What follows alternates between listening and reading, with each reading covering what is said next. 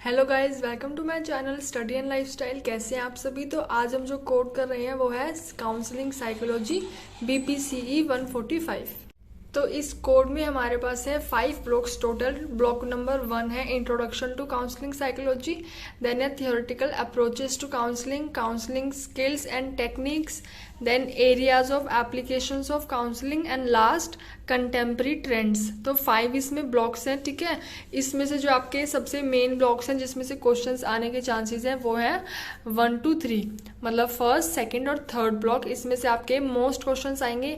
Then आपका pattern क्या होगा, ये 6 क्रेडिट का एग्जाम है तो आपका 100 मार्क्स होगा और जो आपकी ड्यूरेशन होगी वो 3 आवर्स।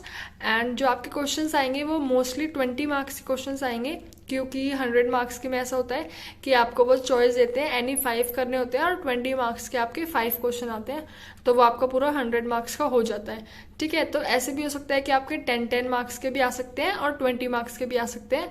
तो 100 जो मार्क्स का एग्जाम होता है उसमें मोस्टली 10 या फिर आपको 20 मार्क्स के क्वेश्चन आते हैं, 5 मार्क्स के कम आते हैं, ठीक है।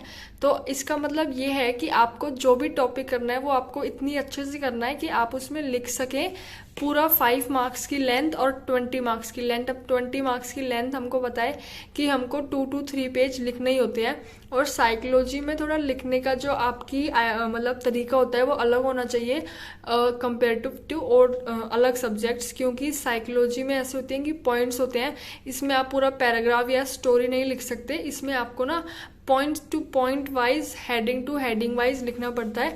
तो आप प्लीज़ वीडियो स्किप ना करें। मैं बीच बीच में जैसे जैसे मुझे लगेगा कि ये क्वेश्चन ऐसे और ये क्वेश्चन ऐसे लिखना है तो मैं आपको बताती रहूँगी और टिप्स बताती रहूँगी कि किस तरह आप साइकोलॉजी का एग्ज़ाम लिखें, ठीक है। तो गाइज प्लीज़ अगर आपको वीडियो अच्छी लगे तो आप इसको लाइक कर दें और स्टार्ट करते हैं कौन कौन से हमारे टॉपिक्स हैं।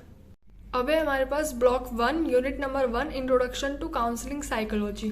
तो गाइज आपको ये बात ध्यान रखनी है कि जो स्टार्टिंग के यूनिट्स हैं उनमें आपको ज़्यादा ध्यान देना है। उसमें से आपके मोस्टली हर यूनिट में से 2 to 3 क्वेश्चंस बन सकते हैं, तो आपको स्टार्टिंग के जो टॉपिक्स हैं जो मैं बताऊंगी उन पर ज़्यादा ध्यान देना है। और आपके स्टार्टिंग के जो टॉपिक्स हैं वो ज़्यादा भी हैं एज कम्पेयर टू लास्ट के यूनिट से, ठीक है। तो फर्स्ट में ज़्यादा टॉपिक्स हैं तो आप जिसको ज़्यादा अच्छे से करेंगे।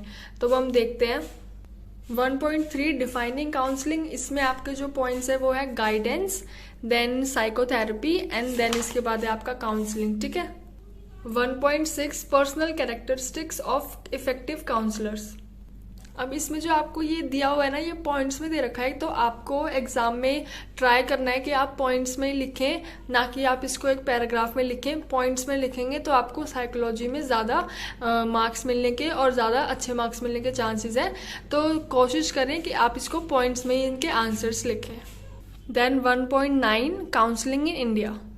अब है हमारे पास यूनिट 2, काउंसलिंग प्रोसेस। इसमें फर्स्ट टॉपिक है 2.3 counselling process, importance of counselling, stages of counselling, ठीक है। ये सारे आपके आ रहे हैं काउंसलिंग प्रोसेस में। Then 2.4 factors influencing counselling process. अब इसमें जो आपकी ये वाली हेडलाइंस है ना, ये आपको ज़रूर से ज़रूर याद रखनी है, ठीक है। प्रोसेस फैक्टर्स, तो इनके आप एग्जाम में लिखेंगे ये हेडिंग्स, देन उसके बाद अपना आंसर लिखेंगे। Unit 3, assessments in counselling. 3.5 difference between assessment and testing. यहाँ पे आपको एक टेबल दी हुई है, आप इसको लर्न कर लें। देन यहाँ पे आपको दिया हुआ है 3.6.1 में ACA codes of ethics. Then 3.8 areas of assessment.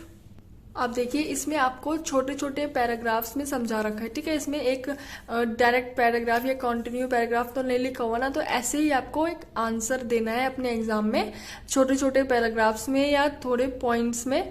तो उससे क्या होगा ना कि आपको जो मार्क्स है वो अच्छे मिलेंगे, और जो साइकोलॉजी के टीचर्स होते हैं ना वो पॉइंट्स में आंसर्स ही ज़्यादा प्रेफर करते हैं, तो आप पॉइंट्स में ही लिखिए।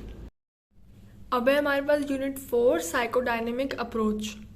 4.3 साइको एनालिसिस। साइको एनालिसिस में ना आपके यहाँ पे पॉइंट्स है वो इम्पोर्टेंट है काफ़ी, आप अच्छे से करेंगे। आप इनकी आप सबसे पहले तो इनकी मेन हेडिंग्स आपको प्रॉपर याद रखनी है, ठीक है। इनके वर्ड टू वर्ड आपको याद रखने हैं, क्योंकि आप एग्जाम में यही हेडिंग लिखेंगे। देन उसके बाद यहाँ पे सेमी हेडिंग दी हुई है role of unconscious and cyclic determination, ठीक है। द स्ट्रक्चर ऑफ पर्सनालिटी, इसमें आपका दिया हुआ है ईगो, आईडी और सुपर ईगो, तो ये सब आपका लाई करता है साइको एनालिसिस में।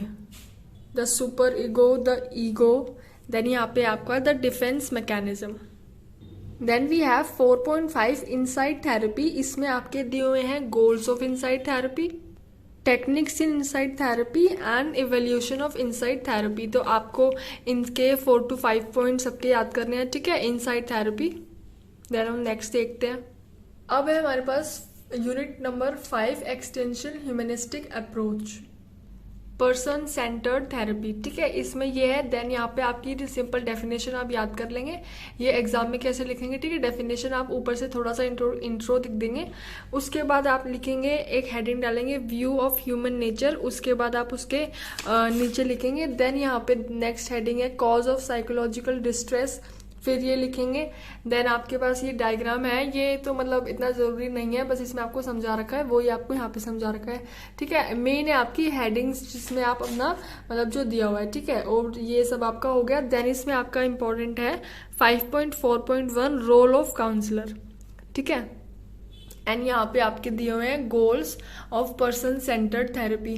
तो इट मीन्स जो आपकी पर्सन सेंटर्ड थेरेपी है ना, उसमें वो एक तो इंट्रो तो उसका आ ही गया, देन यहाँ पे उसके गोल्स हैं, ये 4 गोल्स हैं, ठीक है, ये आपको अच्छे से लर्न करने हैं। अब है हमारे पास unit 6, cognitive and behavioural approach. 6.5 cognitive therapy, इसमें जितने भी इसका सेमी टॉपिक्स दिए हुए हैं, लाइक इमरजेंस इसमें दिया हुआ है, देन यहाँ पे दिए हुए हैं assumptions, theoretical framework and then core beliefs, role of client counsellor therapist and then evolution. ये सब आपका कॉग्निटिव थेरेपी में ही है, ठीक है, और ये सब उसी के सेमी टॉपिक्स हैं, तो इन सबको आपको अच्छे से लर्न करना है। देन आपका इसी यूनिट में ना एक दिया हुआ है ABC मॉडल, तो ये इम्पॉर्टेंट टॉपिक है, ठीक है, इसको आप एक बार पढ़ लेंगे। देन यहाँ पे आपका इसका डायग्राम दिया हुआ है।